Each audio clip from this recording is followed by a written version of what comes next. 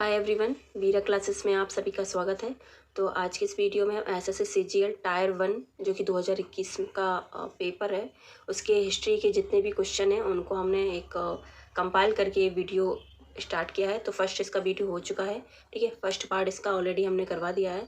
तो ये इसका सेकेंड पार्ट है। इसमें सभी जो 21 सेट है टोटल एसएससी सीजीएल टायर 1 में 2021 का जो है उसमें 21 सेट है टोटल। और उसके हमने साइंस के क्वेश्चन ऑलरेडी स्टार्ट करवा दिए, तो आप वो भी जाके देख लिए। केवल इसमें हिस्ट्री के क्वेश्चन होंगे, जिसमें से आपको एंशिएंट, मिडिवल और मॉडर्न तीनों ही के क्वेश्चन जो है हमने इसमें ऐड किए हैं, ठीक है। तो ये पूरा एक कंपाइलेशन है हिस्ट्री का। तो स्टार्ट करते हैं वीडियो को। भाजा गुफाएं स्थित हैं। भाजा गुफाएं कहाँ पर स्थित है? महाराष्ट्र, बिहार, राजस्थान, उत्तर प्रदेश। तो वीडियो को आप पॉज करिए और क्वेश्चन को पढ़िए और अच्छे से आंसर दीजिए, ठीक है। तो तो इसका राइट आंसर क्या हो जाएगा? महाराष्ट्र। भाजा गुफाएं कहाँ पर है? महाराष्ट्र में। अगला क्वेश्चन है, राजा ललितादित्य मुक्ता पीठ ने किस पर शासन किया था? राजा ललितादित्य मुक्ता पीठ ने इनमें से किस में शासन किया है? सिक्किम, केरल, गुजरात, कश्मीर। तो राइट आंसर इसका क्या हो जाएगा? कश्मीर में, ठीक है। तो राजा ललितादित्य मुक्ता पीठ ने कश्मीर पर शासन किया था। नेक्स्ट क्वेश्चन है, निम्नलिखित में से किस वर्ष सविनय अवज्ञा आंदोलन पूरी तरह समाप्त हो गया था? तो सविनय अवज्ञा आंदोलन जो है किस वर्ष पूरी तरह से समाप्त हो गया था? 1943, 1930, 1934, 1917। तो इसका राइट आंसर क्या हो जाएगा? 1934 को सविनय अवज्ञा पूरी तरह से समाप्त हो गया था। स्टार्ट कब हुआ था ये आप कमेंट करके बताइए, ठीक है। नेक्स्ट क्वेश्चन है, 1888 में भारतीय राष्ट्रीय कांग्रेस के निम्नलिखित में से किस अधिवेशन में जॉर्ज यूल अध्यक्ष बने? बॉम्बे, मद्रास, इलाहाबाद या कोलकाता। तो जॉर्ज यूल जो है भारतीय राष्ट्रीय कांग्रेस के अधिवेशन में कब अध्यक्ष बने? तो इसका राइट आंसर हो जाएगा इलाहाबाद में, ठीक है। तो इलाहाबाद जो भारतीय राष्ट्रीय कांग्रेस 1888 में हुआ था, उसमें जॉर्ज यूल को अध्यक्ष बनाया गया। दंती दुर्ग, अगला क्वेश्चन है, दंती दुर्ग एक शासक था जिसने मलखेड़, मान्यखेत भी है, यहाँ मलखेड़ लिखा है, कहीं कहीं पर आपको मान्यखेत भी मिलेगा, ठीक है। तो जिसने मलखेड़ में अपनी राजधानी की स्थापना की। तो दंती दुर्ग इनमें से किसका शासक था जिसमें मान्यखेत को अपनी राजधानी बनाया गया? सातवाहन, राष्ट्रकूट, प्रतिहार या पाल। तो दंती दुर्ग जो है एक राष्ट्रकूट शासक था, ठीक है। तो दंती दुर्ग क्या था? एक राष्ट्रकूट शासक था जिसने मालखेड़ को अपनी राजधानी बनाया था। अगला क्वेश्चन है, भारतीय राष्ट्रीय आंदोलन के दौरान निम्नलिखित में से कौन सी घटना सबसे पहले हुई थी? इनमें से भारतीय राष्ट्रीय आंदोलन के दौरान कौन सी घटना पहले हुई ये बताना है। तो खेड़ा सत्याग्रह, दांडी यात्रा, बंगाल विभाजन, साइमन कमीशन, ठीक है। तो इसका राइट आंसर क्या हो जाएगा? तो सबसे पहले खेड़ा यात्रा 1918 में हुई थी, और दांडी यात्रा आपको पता होगा 30 में, 1900 और 1905 में, और ये आया था 1928 में, ठीक है। तो इसका राइट आंसर हो जाएगा बंगाल विभाजन, जो कि 1905 में हुआ था, ठीक है। अगला क्वेश्चन है, गुरु हेमकुंड साहिब की छत एक उल्टे आकार में है। तो किसके आकार में है? जो गुरु हेमकुंड साहिब हैं उनकी छत किस प्रकार के आकार में? कमल, गुलाब के फूल, गेंदे के फूल, सूरजमुखी। तो राइट आंसर इसका क्या हो जाएगा? गुरु हेमकुंड साहिब जो है इनका जो छत है वो कमल के आकार का है, ठीक है, कमल के आकार का। नेक्स्ट क्वेश्चन है, निम्नलिखित में से कौन सा कानून भारत में ब्रिटिश मामलों से संबंधित केसों की अध्यक्षता करने की अनुमति वरिष्ठ भारतीय मजिस्ट्रेटों को देता है? तो ब्रिटिश मामलों से संबंधित केसों की जो अध्यक्षता है उनकी अनुमति किस भारतीय मजिस्ट्रेट को देता है ये आपको बताना है। तो कौन सा कानून है इनमें से? Ingress into India ordinance 1914, government of India act 1919, age of consent act 1891, Ilbert bill 1884, ठीक है। यहाँ पर आप कंफ्यूज मत होइए, इल्बर्ट बिल एक और है जो कि 1930 के समय में आया था, ठीक है। तो ये अलग है, वो अलग है, ठीक।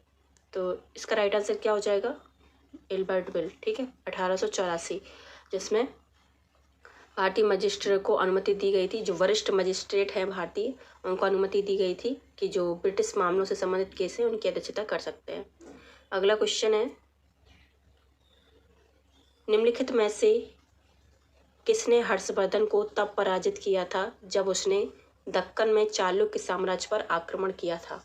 कीर्तिवर्मन प्रथम, मंगलेश, विक्रमादित्य प्रथम, पुलकेशिन द्वितीय।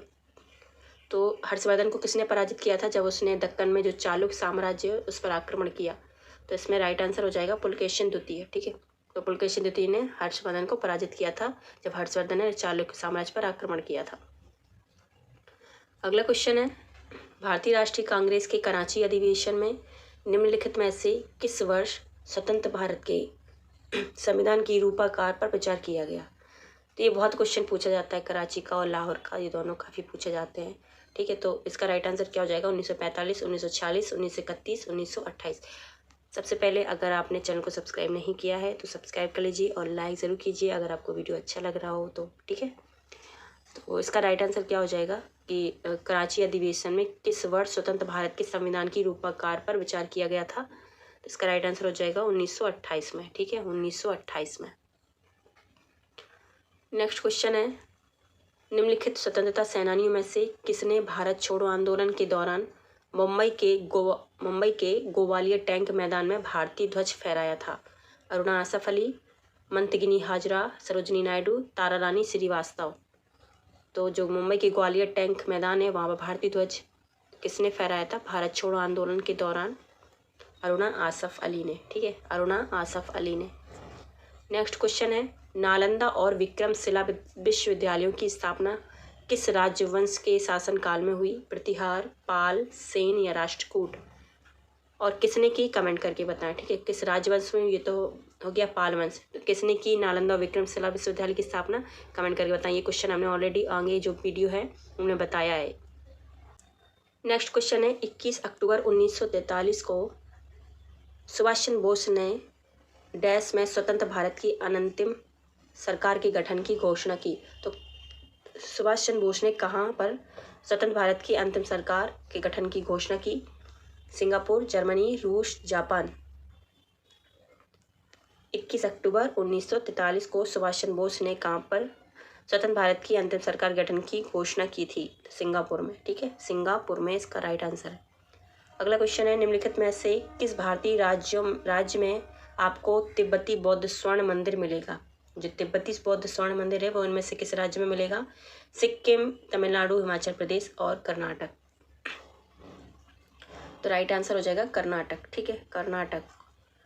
नेक्स्ट क्वेश्चन है, मेसोपोटामिया के लोग किससे बनी तख्तियों पर लिखते थे?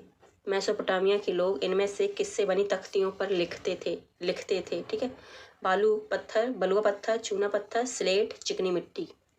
तो राइट आंसर क्या हो जाएगा इसका? चिकनी मिट्टी पर। ठीक है, तो चिकनी मिट्टी पर लिखते थे मेसोपोटामिया के लोग। अगला क्वेश्चन है, प्राचीन भारत में गोत्र प्रथा, जो प्राचीन भारत की गोत्र प्रथा थी उसके बारे में आपको बताना है, इनमें से कौन सा सही है? फर्स्ट है, प्रत्येक गोत्र का नाम एक प्रसिद्ध राजा के नाम पर रखा जाता था। सेकंड है, समान गोत्र के लोग उस व्यक्ति के वंशज माने जाते थे जिसके नाम पर गोत्र का नाम रखा जाता था।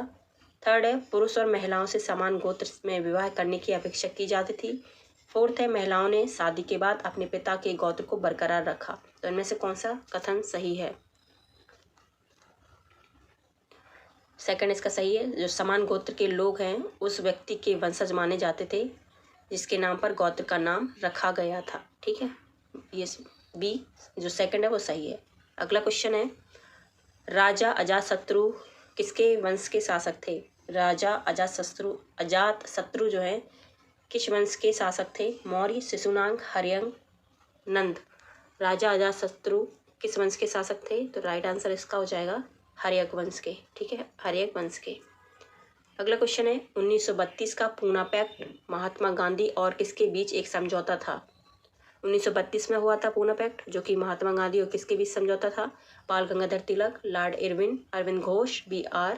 अम्बेडकर। तो इसका राइट आंसर क्या हो जाएगा? महात्मा गांधी और B.R. अम्बेडकर के बीच एक समझौता था, पूना पैक्ट 1932। अगला क्वेश्चन है, निम्नलिखित में से कौन सा वर्ण धर्मसूत्र और धर्मशास्त्रों द्वारा निर्धारित नियमों के अनुसार प्राचीन भारत में लोगों की रक्षा और न्याय के प्रशासन के लिए जिम्मेदार था? कौन सा धर्म और सूत्र है जो निर्धारित नियमों के अनुसार प्राचीन भारत में लोगों की रक्षा और न्याय के प्रशासन के लिए जिम्मेदार था? कौन सा वर्ण है ये बताया, आपको पता होगा 4 वर्ण होते थे, वैद्य, वैश्य, शूद्र, ब्राह्मण, वैश्य, क्षत्रिय और शूद्र। ठीक है, तो यहाँ पर राइट आंसर क्या हो जाएगा? जो रक्षा और न्याय के प्रशासन के लिए जिम्मेदार होता था, कौन सा वर्ण है? क्षत्रिय। ठीक है, क्षत्रिय। नेक्स्ट क्वेश्चन है, निम्नलिखित में से किस दल ने बंगाल के विभाजन के कदम का समर्थन किया था, जो कि 1905 में हुआ था? All India Muslim league, forward block, भारतीय कम्युनिस्ट पार्टी या गदर पार्टी? तो बंगाल विभाजन का समर्थन किसने किया था? ऑल इंडिया मुस्लिम लीग ने। अगला क्वेश्चन है, इंडिया विंस फ्रीडम के लेखक निम्नलिखित में से कौन है? इंडिया विंस फ्रीडम के लेखक कौन है? जसवंत सिंह, अबुल कलाम आज़ाद, राजेंद्र प्रसाद, जवाहरलाल नेहरू? तो अबुल कलाम आज़ाद हैं। इंडिया विंस फ्रीडम के जो लेखक हैं अबुल कलाम आज़ाद हैं। लास्ट क्वेश्चन है, भारतीय स्वतंत्रता आंदोलन के संदर्भ में निम्नलिखित में से किस वर्ष को उस वर्ष में घटित घटना के लिए सही सुमेलित किया गया है? तो इसमें से आपको बताना है, यहाँ पर वर्ष दिया गया है और यहाँ पर घटना दी गई है, तो इसमें से कौन सा जो समय है और उस घटना पर आधारित है ये बताना है, कौन सा सही है, सही सुमेलित है ये बताना है। ठीक है, तो जैसे कि 1945 है फर्स्ट, तो 1945 में क्या ये घटना हुई थी कि नहीं हुई थी आपको बताना है।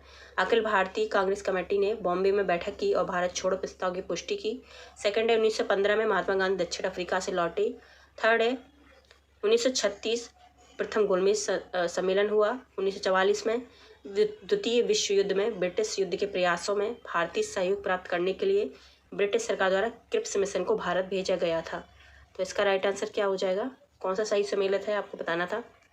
क्वेश्चन को पढ़ लीजिए अच्छे से एक बार और फिर आंसर कीजिए। ठीक है, तो इसका राइट आंसर हो जाएगा 4। ठीक है, 1944 में द्वितीय विश्व युद्ध में ब्रिटिश युद्ध के प्रयासों में भारतीय सहयोग प्राप्त करने के लिए ब्रिटिश सरकार द्वारा क्रिप्स मिशन को भारत भेजा गया था। ठीक है, तो बस फिलहाल इस वीडियो में इतना ही, मिलते हैं अगले वीडियो में। Thank you so much.